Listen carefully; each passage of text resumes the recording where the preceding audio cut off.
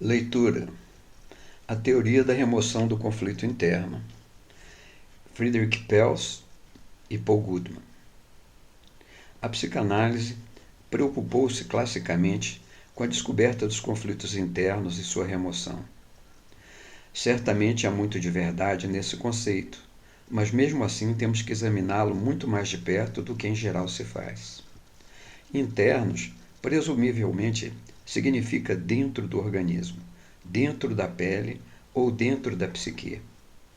Por exemplo, um conflito entre a tensão sexual e a retração da dor, ou entre o instinto e a consciência.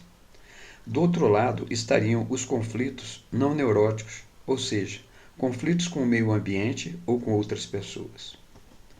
Mas não é válida essa forma de distinguir entre conflitos internos e outros, pois há conflitos não internos que são acertadamente chamados de neuróticos. Enquanto uma criança ainda não se libertou do campo dos pais, ainda está mamando, aprendendo a falar e economicamente dependente, etc., não tem sentido falar de distúrbios neuróticos. Fome não percebida, hostilidade não percebida, falta de contato não percebida, seja na parte interna da pele ou dentro da psique do indivíduo. Os distúrbios estão no campo. Eles surgem dos conflitos internos dos pais e resultam em conflitos introjetados no filho, que mais tarde irá se libertar. Mas sua essência está na relação perturbada, que não pode ser reduzida às partes. Então, a falta de espírito comunitário nas sociedades políticas não pode ser reduzida, nem às neuroses dos indivíduos, nem às instituições ruins. É uma doença do campo. A distinção entre intra e interpessoal é pobre, pois toda personalidade individual, toda sociedade organizada se desenvolve a partir das funções de coerência que são essenciais tanto para o indivíduo quanto para a sociedade, como a nutrição, o amor, aprendizagem, comunicação, simpatia, identificação e as funções contrárias de divisão também são essenciais para ambos: rejeição, ódio, alienação, etc. O contato e fronteira é anterior ao intra e inter, ou ao interno e externo. E distúrbios que poderiam ser chamados de neuróticos também ocorrem em um campo organismo meio natural. Por exemplo, nos rituais mágicos dos primitivos, que se desenvolvem a partir da fome e do medo do trovão, quase sem neuroses pessoais.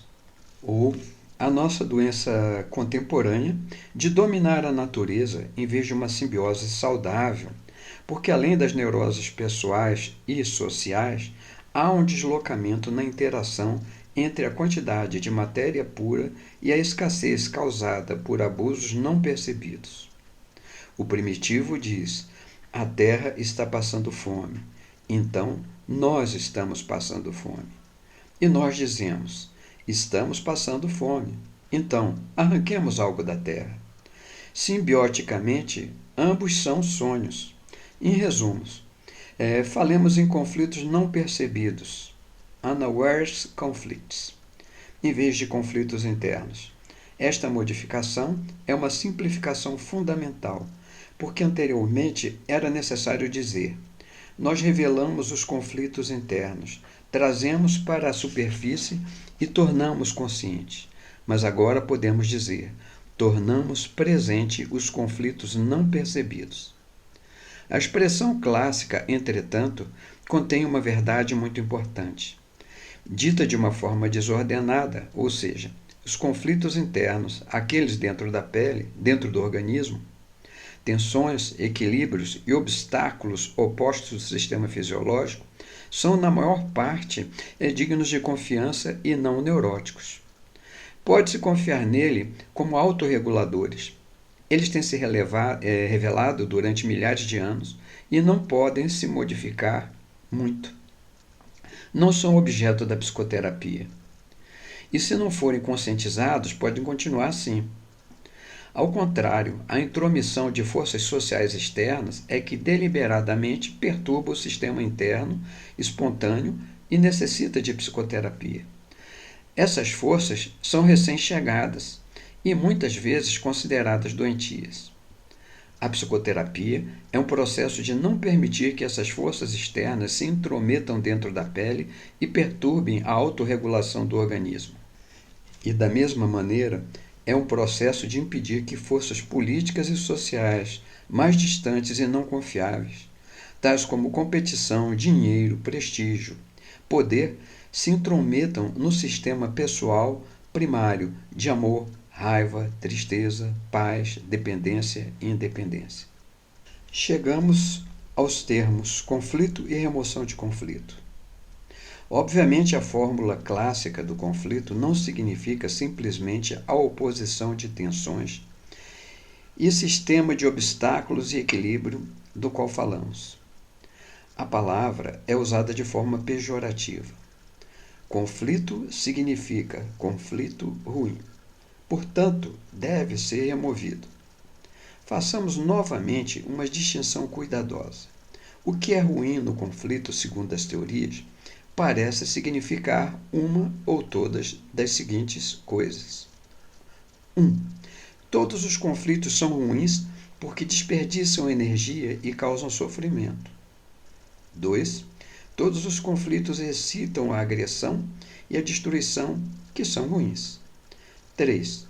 Alguns conflitos são ruins porque um ou ambos oponentes são antissociais e, em vez de deixar o conflito explodir, o agressor deve ser eliminado ou sublimado. Por exemplo, a sexualidade pré-genital ou várias formas de agressão. 4. Conflitos falsos e errados são ruins. Do nosso ponto de vista, só a última das proposições está totalmente correta. Conflitos que são irreais, estúpidos, projetados, deslocados, devem ser eliminados. Mesmo nesse caso, devemos nos lembrar que por trás de cada conflito falso, isto é, onde os oponentes são concebidos erroneamente ou são máscaras, há um conflito verdadeiro, uma oposição de forças reais. Os erros são tendenciosos, as máscaras expressam o real.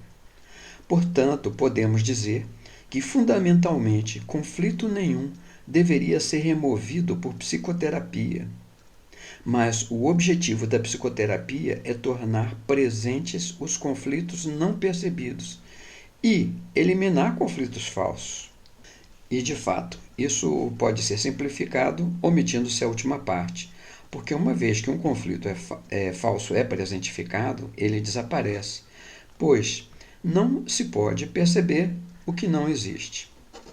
Sobre os pontos 2 e 3, diremos o seguinte: onde os oponentes são impulsos naturais, eles não podem ser reduzidos, embora possam ser adiados pela autorregulação do organismo, ou mesmo deliberadamente suprimidos. Quando todos os oponentes estão presentes, o homem pode tomar suas próprias decisões difíceis. Ele não é um paciente. De fato, muitas vezes nesses casos, um impulso difícil encontra espontaneamente a sua medida pela autorregulação organísmica, sem a necessidade de escolha deliberada. Consideremos, então, o conflito em si, presentificado e acompanhado de sofrimento. A noção de que o conflito seja social, interpessoal ou intrapsíquico desperdiça energia é plausível, mas superficial.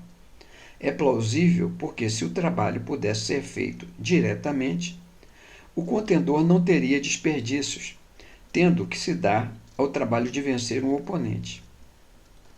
E talvez ambos oponentes possam se juntar como parceiros. Mas isso é superficial, porque se assume como certo de antemão qual o trabalho a ser realizado e onde a energia deve ser despendida. Então, o oponente deve ser iludido, ou ele está mentindo. Mas, no ponto em que o conflito é real, o que fazer é o que está sendo testado. Ainda mais, o trabalho real a ser feito talvez esteja sendo descoberto pela primeira vez no conflito.